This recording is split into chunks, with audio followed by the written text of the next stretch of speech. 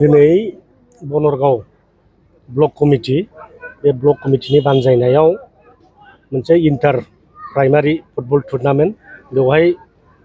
दिनै जोबथा बादायलायनाय बे बादायलायनायाव आंखौबो सासे आलासि महरै लेंहरदों दा फैनानै गोजोननाय मोनदों आरो बे खेलाखौ दिनै नुबाय बेवहाय माने माखासे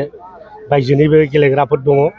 दिनै हलिचरन बिथाङाबो गेलेफैदों कलम्बियानि प्लेयार सानै दंफैयो बिथांमोनाबो गेलेफैदों दा बेवहाय नुनो मोनदों जोंनि ओनसोलनि माखासे लाइमोनफ्रा एनकारेज जादों फुटबल गेलेनायखौ नुनानै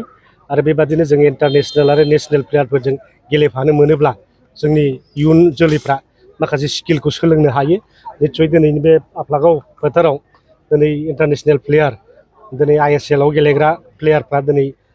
माने आगान होफैदों हिसाबै गेलेफैदों हिसाबै हयथ' मोनसे मेम'रेबल जायगा जासिगोन बियो आरो बे ओनसोलनिफ्रायनो हयथ' जों इयुन समाव जों मोजां गेलेगिरि मोननो हागोन बेखौ जों हास्थायनो हायो जोंनि बिपिएफ हान्जानि जे उद्देश्य लक्ष्यफ्रा बेनो जों इयुन जोलैखौ जाहाथे गेलेनाय बिथिङावबो आवगायलांनो हायो फुटबलल' नङा जोङो क्रिकेट गेलेनाय जोङो काबादि गेलेनाय आर्सारि गेलेनाय एथलेटिक्स गासिबो बिथिङावनो जों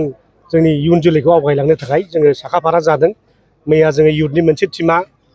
दिनै गरेस्वराव थांनानै सासे आन्डार 14 क्रिकेट गेलेग्रा आसामनि चेम्पियन जानाय बे लाइमोन गथ' जोंनि कर्मदेब दास होननायनो जोङो हाग्रामा महिलारि सार्ट थिननाय बायदि जोङो 1 लाख रां बिथांनि सोलिनायनि थाखाय हैदों आरो इयुनाव जाहाथे मोजाङै गेलेलांबावनो हायो प्रेक्टिस खालामनायनि थाखाय थिग बेबादिनो फुटबलावबो जोंनि मोजां गेलेगिरि दंबा जायफ्रा माने स्टेटआव बा डिस्ट्रिक्ट लेभेलाव बा सेन्ट्रेल माबा नेशनेल लेभेल इन्टारनेशनेल लेभेलाव गेलेनो थाखाय खाबु मोनगोन दा बिथांमोननोबो जोङो राङारि अनसुंथाइ होनायनि बेबस्था दिनै जों बिपिएफ दोलोनिफ्राय खालामगासिनो दङ आरो स्पेसियेलि जोंनि बिटिसि सरकारनिफ्राय जोङो मोनफ्रोमबो जिल्लायाव जों मोनफा मोनफा इयुथ फेस्टिभेल खुंनायनि थांखि लादों जोङो सावरायगोन साननै सानथामसोनि उनावहाय दा बेयावबो जोङो गोबां गेलेनायनि इभेन्ट्सफोर दिनै लानो सानदों एथलेटिक्स कालचार आरो स्पर्ट्स बेफोरखौ लानानै जोङो बेफोरखौ खालामलांनो सानदों जाहाथे जोंनि बिटिसि ओनसोलाव बा बड'लेण्ड ओनसोलाव जाहाथे जोंनि इयुथ्सफोरखौ जे टेलेन्टखौ जों एक्सप्लइट खालामनो हायो नेशनेल आरो इन्टारनेशनेल लेभेलाव जों माने गाव रोंगौथिखौ जों इस्टाब्लिश खालामनो हायो बेनि थाखाय बे हाबाफारिफोरखौ लानाय जादों लाइमोन मोजां गेलेगिरिफोरनि थाखाय बेयो अलरेडि जोंहा थांनाय बिटिसि इलेक्सन बेवहाय जोङो मेनिफेस्ट'आव सोखादोंमोन आरो एसेम्बलि इलेक्सनावबो जोङो जोंनि बिपिएफ पार्टिनि मेनिफेस्ट'आव सोनानै लाखादोंमोन दा बे स्पस्ट' खोथा जायफोर नेशनेल आरो इन्टारनेशनेल लेभेलाव गेलेनानै देरहासार जाबोगोन बिथांमोननि थाखाय 3% खथा रिजार्भेसन हिसाबै बेखौ लाखिनाय जादों दा बेबादिनो दा सोलिबाय थानाय रिक्रुटमेन्ट प्रसेस बेफ्राव जोङो माने जोंनि स्पर्ट्स पार्सनेलिटिसफोरनो बे खथाखौ होनाय जागोन मानसिफ्रा बुंसोलायदों जे बिटिसि सरकारनि समाव जे गिदिर गेलेनायफोरखौ खुंनो हायाखै आरो मानो लाबाखै होननानै बिदि बाथ्रा सोंथि खालामदों बे सोरबा दुरान्ड कापनि थाखाय बुंनो हागौ आइएसपिएलनि थाखाय बुंनो हागौ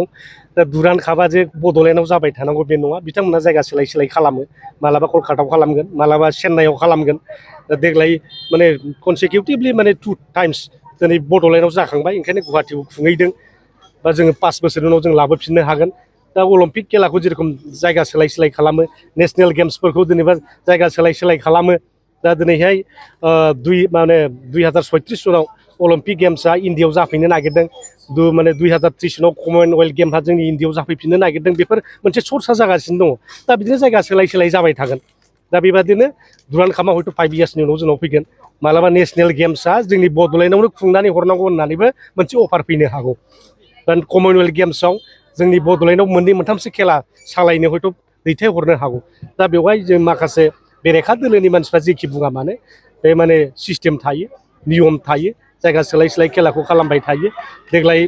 जोङो बनरगाव ब्लक कमिटिनि जेनाखि इन्टार प्राइमारि जे फुटबल टुर्नामेन्ट देग्लाय आफलागाव खालामदों खालमासि जों बनरगाव फोथाराव खालामगोन खाग्राबारि फोथाराव खालामगोन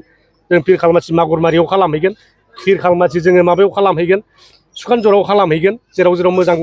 फोथार दङ मोजां पार्किंनि बेबस्थाफोर दङ जोंनि गेलेगिरिफोर माने बेहाय माने बास पार्किंनि थाखाय नायग्राफोरनि थाखाय मोजां एकमडेट खालामनो हानाय जायगाफोरखौ जों नागिर बेफोरखौ खालामबाय थानाय जागोन दा बेवहाय माने खुनु राजनितिक खालामनायनि बे माबा नङा साबजेक्ट नङा बे बिथांमोना जेखि होना मानो जोंहा बेहाय बुंनांगौ गैया जा जोंनि स्टाइलाव जों थांबाय थागोन